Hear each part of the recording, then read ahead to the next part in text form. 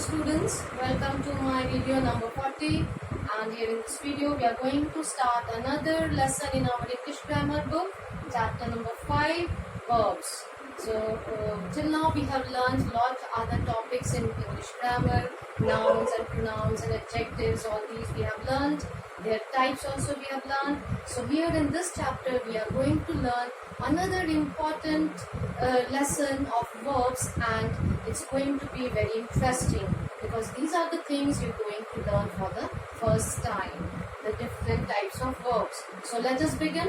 Now before starting, you should recall the previous lesson in which we have done objects, the direct and the indirect objects in sentences. Here this first division of verbs is particularly concerned with the use of objects in the sentence. So let us see that how it is concerned with the use of objects in the sentence. Now first division of verbs is between transitive verbs and intransitive verbs. So these are the first two division of verbs, transitive and intransitive, and this division is made on the use of direct object in the sentence. Now let us see how. First I will give you the example, then we will move on with the explanation. He threw a ball towards me. Suppose this is one sentence. Another sentence, he was playing in the ground. Now what we see here, the verbs are threw, was, playing. Alright, these are the verbs. Now what is the difference in them?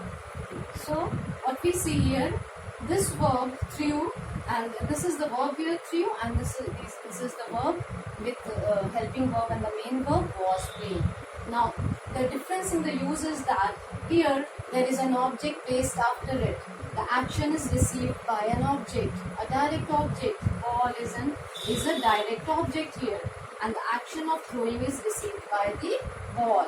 But here we don't find any object. He was playing in the ground. There is no object after the verb playing.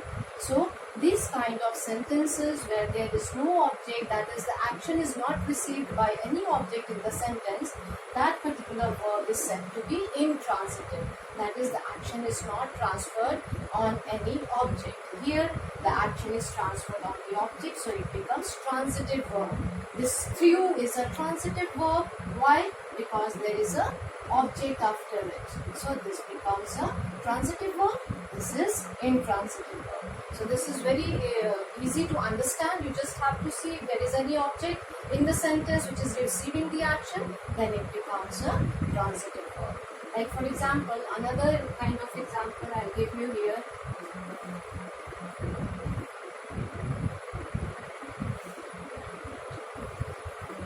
He loves politics.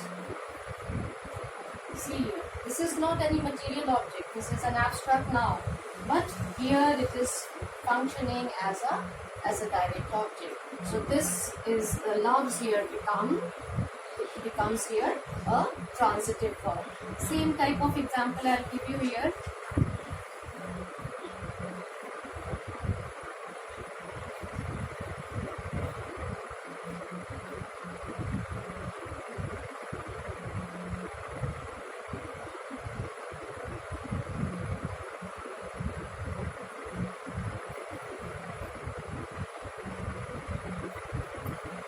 He loves to ride on a bicycle. Now see here, the word loves is so what we see here loves, same verb is used here, loves, same verb is used here, loves. But what is the difference? Here it is transitive because the action is done on any object. Politics is an abstract noun functioning here as a direct object. But there is no object here. He loves to ride on a bicycle. So this loves is functioning as intransitive verb since there is no object placed after the verb. So this is a very simple division of verbs between transitive and intransitive, and it should be clear to you by now. Let us move to the next important division that we have in verbs, that is called finite and non-finite verbs. Let us check that. Finite and non-finite, that is another division of verbs according to the function it performs in the sentence. Finite verbs and non-finite verbs. Finite verb and non-finite verbs. These are the division which is based on the use of the verbs in the sentences. Let us see. Finite verbs are those verbs that the tense of which changes in the sentence. For example, the last sentence which I gave you, he threw a ball on me. Okay, so this threw is functioning here as finite verb. Why? Because I can change the tense of this. How I will change the tense? I can make it he was throwing the ball. He was throwing the ball when he fall down. When he fell down. When he fell down. See here, was throwing. This threw can be changed into throwing. That means I can change the tense of these verbs. Those are called the finite verbs. I can make the changes in the tenses. But here, non-finite verbs are. So this is here. We see that the tense is changing from one form to another. These kind of verbs come under finite verbs. These are called the finite verbs. I'll give you more example.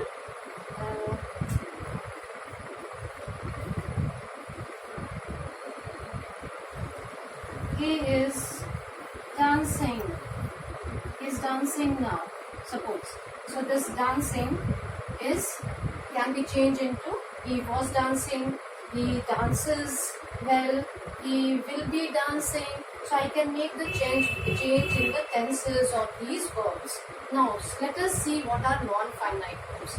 Non-finite verbs are those whose tense cannot be changed. Let us see what are the examples of these, then it will become more clearer.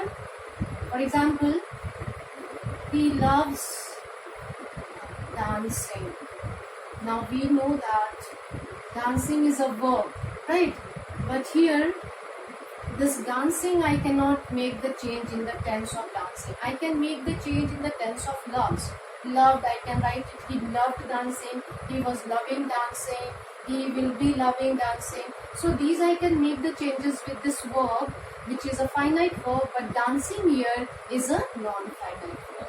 This is a finite verb, but then this is a non-finite verb. So this is what it means. We cannot make the changes in the non-finite verb. The tense cannot be changed. He loves to dance. He loves to dance. This also is a non-finite verb. So what we see here, these verbs, the tense cannot be changed, but I can make the changes in the tense of these verbs. So they are the finite verbs. These are the non-finite verbs, which are sometimes written in ing form. Sometimes they have to plus V1 form of the verb, to dance, and that is how we use them. Like there are other examples. He loves to eat. He loves to eat boiled eggs. See this one. He loves to eat boiled eggs. See, to eat and boil. These are two verbs here whose tense I cannot change. Boiled eggs. It is used here as an adjective. The verb is describing the eggs here. And 2 plus V1 is also non-finite verb. Here boiled is also non-finite verb. Here ing form is also a non-finite verb because I cannot change the tense. I cannot make it danced. He loves danced. Ed I cannot add.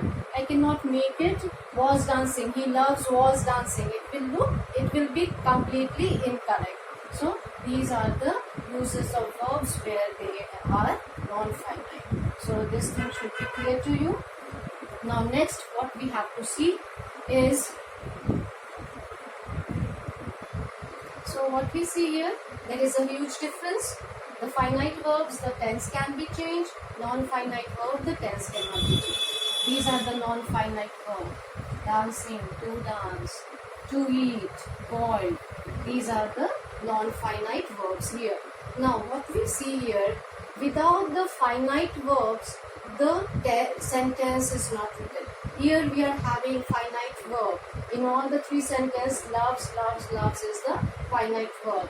But in these examples of finite verb, there is no non-finite verb. Means without non-finite also the sentence can be written, but finite verb is important part of it. This shows us that finite verb is important part of a sentence. Without the finite verb, no sentence can be written. This thing you must not forget. Finite verb is very much important for a sentence. Without it, no sentence can be written. But here, non-finite, we can write a sentence without non-finite.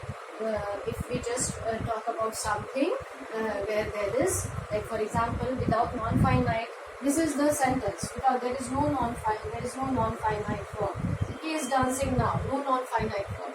Finite verb. Alright. So this you must remember. Finite verb is very important. It is always there in a sentence. But non-finite depends on the sentence. In some it is there according to the meaning. In some it is not there. Now the next thing that we are going to learn is about non-finite verbs. Finite verbs have no further division, but non-finite verbs have furthermore divisions. So let us see the division of non-finite verbs into more type. Let us see what are those. Non-finite has again three divisions.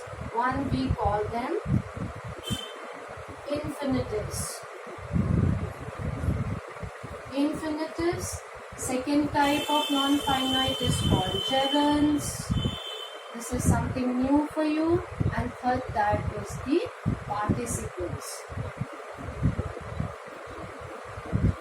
Participles. Now let us see what are these. I just gave you some examples of these three types in the previous explanation of non-finite. So here, first type is infinitives, gerunds, participles. What are infinitives? Infinitives are 2 plus V1 form of the verb. Like he likes to sing. He likes to sing. This to sing is a non-finite verb and it is infinitive. Infinitive will always be 2 plus V1. To sing. So this is, the tense cannot be changed, so it is non-finite and it is having 2 plus V1, so it is infinitives. Now let us see this type, gerunds. What are these? Gerunds are when the verb does the function of noun in a sentence. For example, he likes singing. See here. He likes singing. Singing is being used here as a noun, as an object. What he likes? Singing. So this verb is functioning as a noun here, and that is why it is called gerund. With ing form of the verb, it functions as a noun, and if it is placed as an object in the sentence, then it becomes a gerund, and it is called a gerund. He likes singing. What he likes? Singing. So this singing is functioning as a noun. That is why this verb, which is doing the function of noun in the sentence, is called gerunds. Now third type is participles, where the verb functions as an adjective in a sentence. One example I gave you, boiled eggs. this we know. Boiled is a verb. We know this boiled, boiling, boils. This is verb.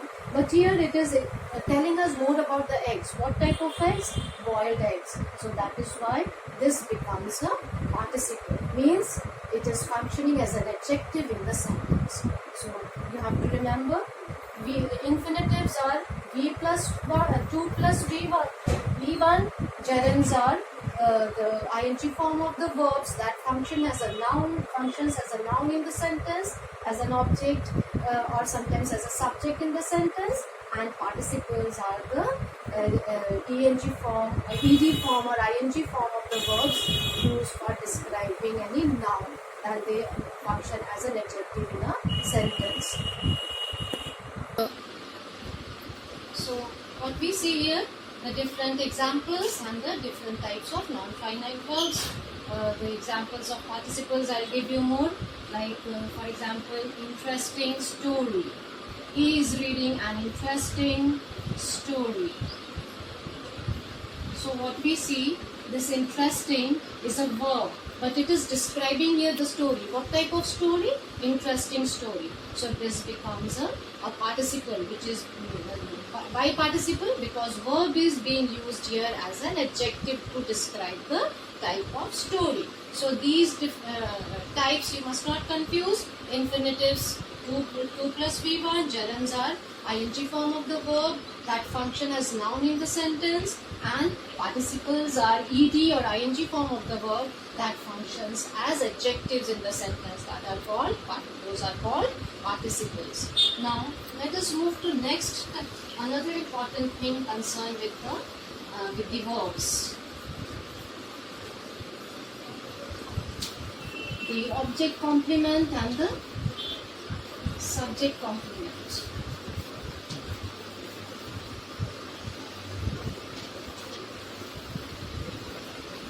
Now sometimes the sentence is written, but there are, for example,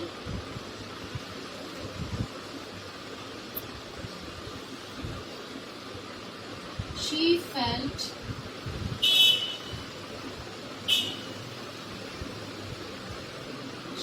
sad. She felt sad at the situation. Suppose this is one sentence.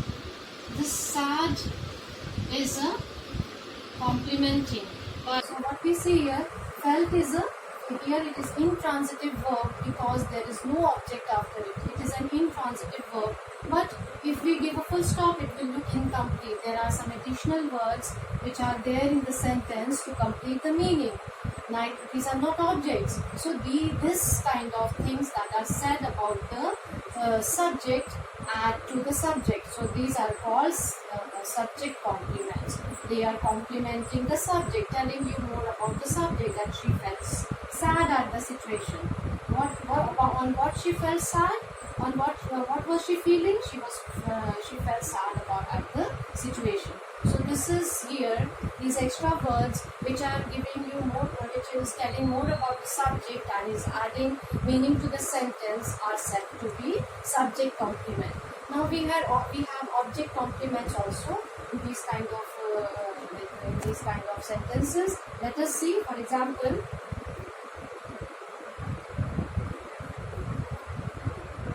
he took my pen from the table. Suppose this is a sentence. He took my pen. Pen is an object here. This is transitive verb. Why? Because the action of it is transferred on the object. It is received by the object here. These words, from the table, they are called the object complement. Why? Because they are telling you more about the object. Alright, so what we see is this is transitive verb because there is object, and if there is object, then something more is said about it, about the object, then those words become the object complement. This is object complement.